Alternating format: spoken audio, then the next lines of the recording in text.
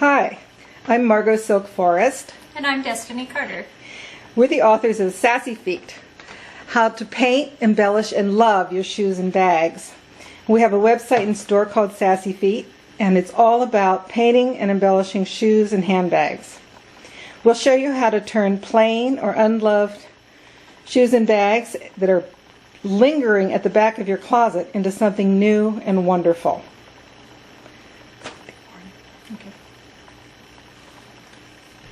This is a before of a little kitten heel flat before we painted it, and then this is the after where we painted it a pearl blue and added bias ribbon around the edge and beautiful Asian charms.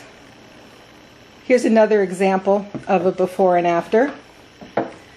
This is a faux crocodile shoe, and when we painted it, we painted each little scale a different metallic color.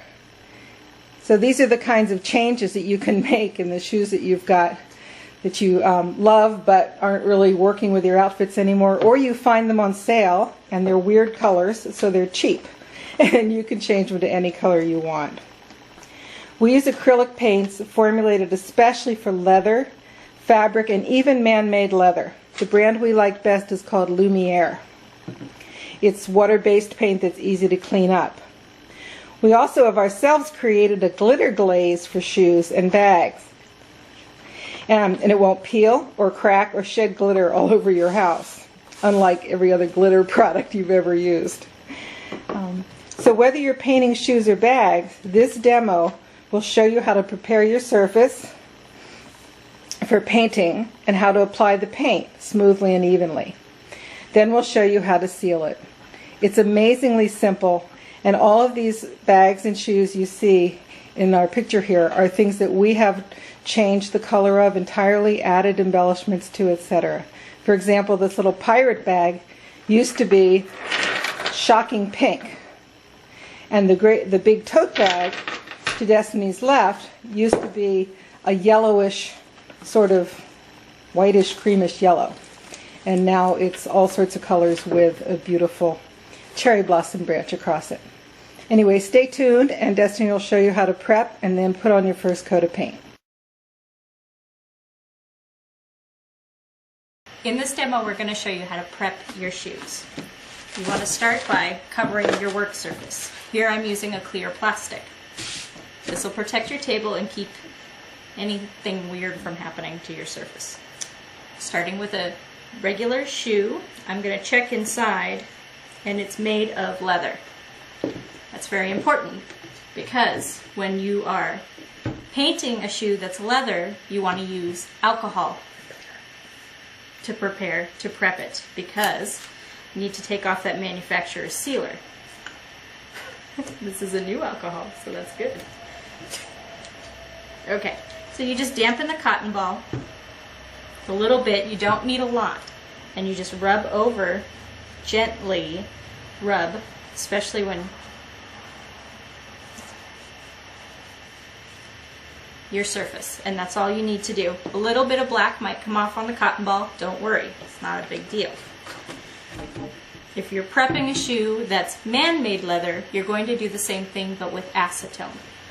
So the acetone will take off that finish and get the surface ready for paint. If you're using a cloth shoe, you need no prep at all except maybe to dust them off and make sure there's no oily stains. Those can come off with a household stain remover.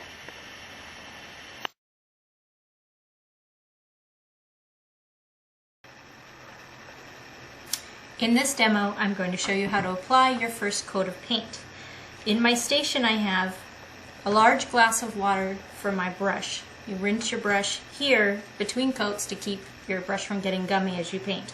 I also have a very small ramekin full of clean water. You don't want to rinse your brush in that. This is for using a Q-tip, dipping it in, and erasing small mistakes. I have a little bit of paint here. You don't need a lot. This paint is very thick. It goes on smoothly. You don't have to load up your palette. So we have a little bit of paint in our thing and the bottle of paint. These are your three main types of brushes that you're going to see. A fan brush, a square brush, and a round brush. Instinct is going to make you go for this brush.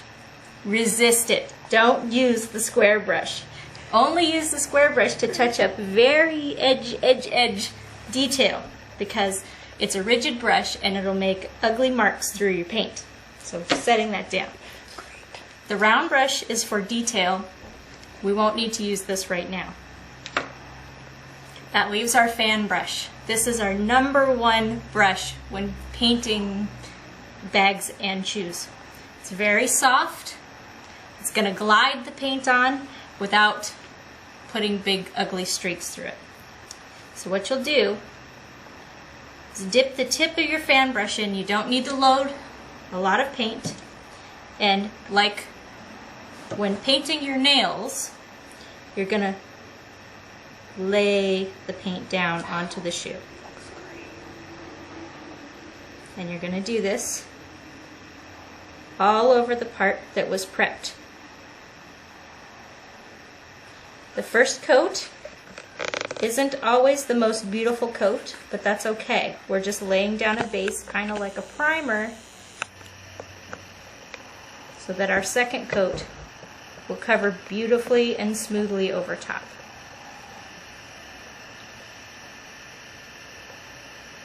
Just long strokes. Don't need to overcoat places, just one pass is plenty. Now, if you happen to go too far and make a mistake, you'll set your brush down, use your Q-tip in water, and immediately, like an eraser, mop it up. Don't need a lot, it doesn't have to be soaked, but this will take the paint off because the paint is water soluble. It has to be wet for it to come up. Once it's dry, that means you're painting a new part of the shoe. So,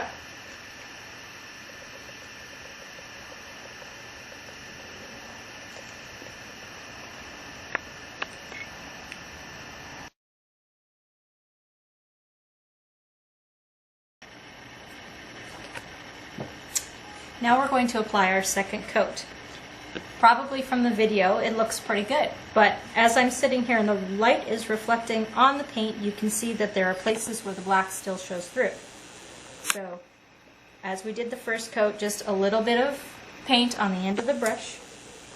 Apply it like you would nail polish, soft motions right up against.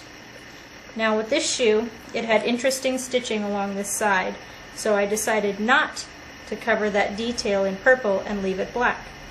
You can do this if your shoe has different details. It's called color blocking. So just glide it over.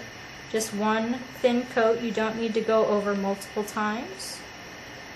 And it pretty much takes care of any of the black that was showing through from our first coat.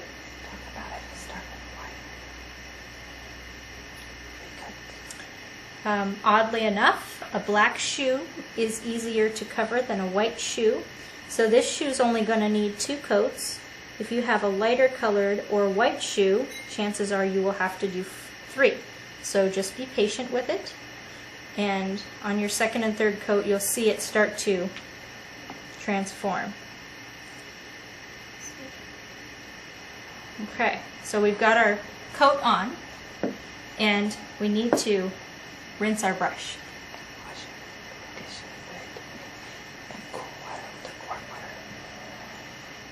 So I'm going to clean my brush, rinse it first in the cup. When you clean your brush, you will need to use dish liquid. Dish soap will work.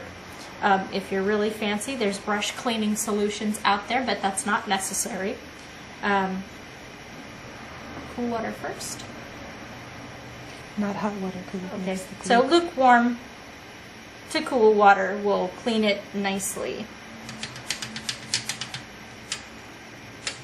Now make sure between coats you let it dry at least 10 minutes. So, and that will get you a brand new colored shoe.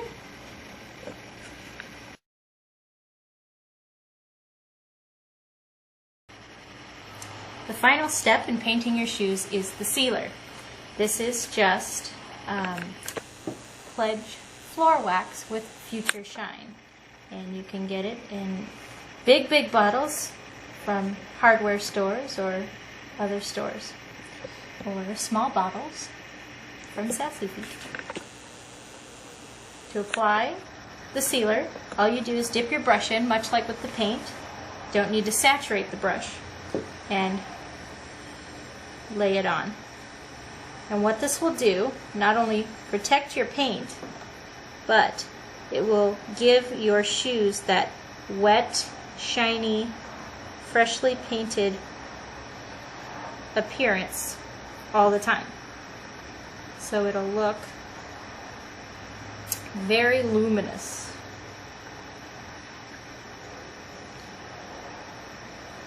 So, and that's it. Just a quick coat of sealer and let it dry.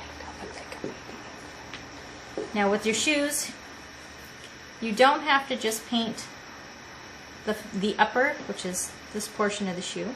You can paint the insole of the shoe, and the paint, no, it won't come off on your feet. It's very good. Once it's dry, it stays put.